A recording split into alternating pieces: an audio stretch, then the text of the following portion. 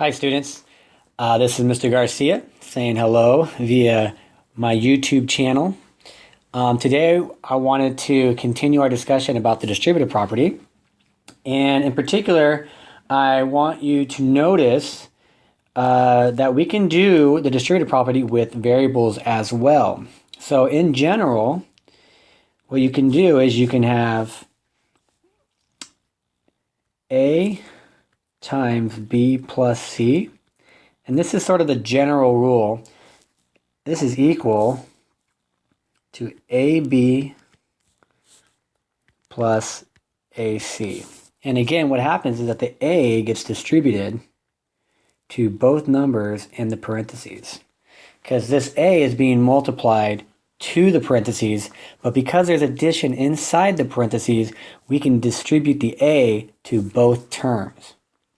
Okay, now the reason why I'm using these letters is because we're going to be doing a lot of distributing with letters and numbers, and it's a very powerful tool, the distributive property in algebra.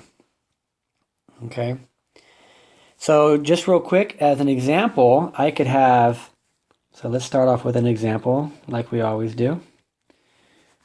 I could have 3 times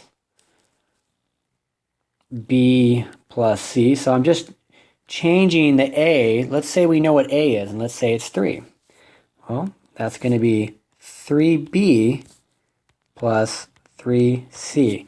Now remember, just like when we worked with the proportions and we don't know what X is, we still can say, well, what's 3 times B? It's 3B. And that these two together, this means multiply. Okay, we're just putting the number with the letter, and that means multiplication. Okay, but now we can even get a little bit more complicated and try different things. So we have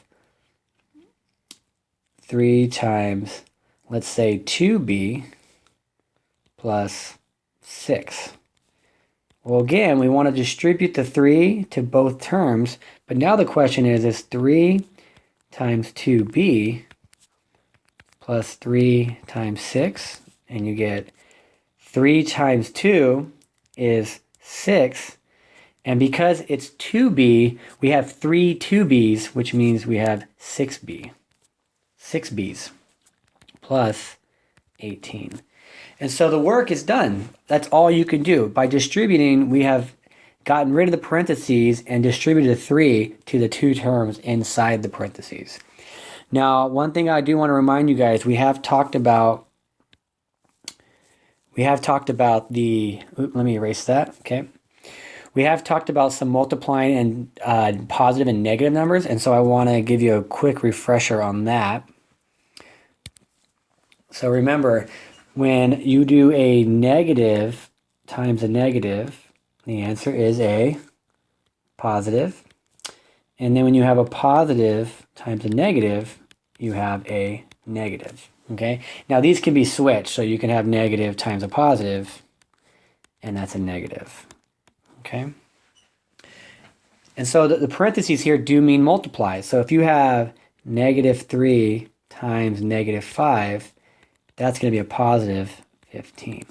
Okay, now what I want to show you guys is sometimes there may not be a number in front of the parentheses. So like, let's say we have A plus B. So let's call this 1. Let's call this 2. So I have negative and then parentheses A plus B.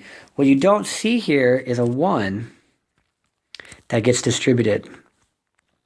And so negative 1 times A is negative A, and negative 1 times B becomes negative B. Now what I want you to do is do plus negative B. Okay, because remember, subtracting a negative is the same thing as adding a positive, and subtracting a positive is the same thing as adding a negative. This is what I have here. Okay, so one more time, let's say I have negative 8 times, let's do negative 2b, and let's say plus 10. Well, this is equal to negative 8 times negative 2b plus negative 8 times positive 10.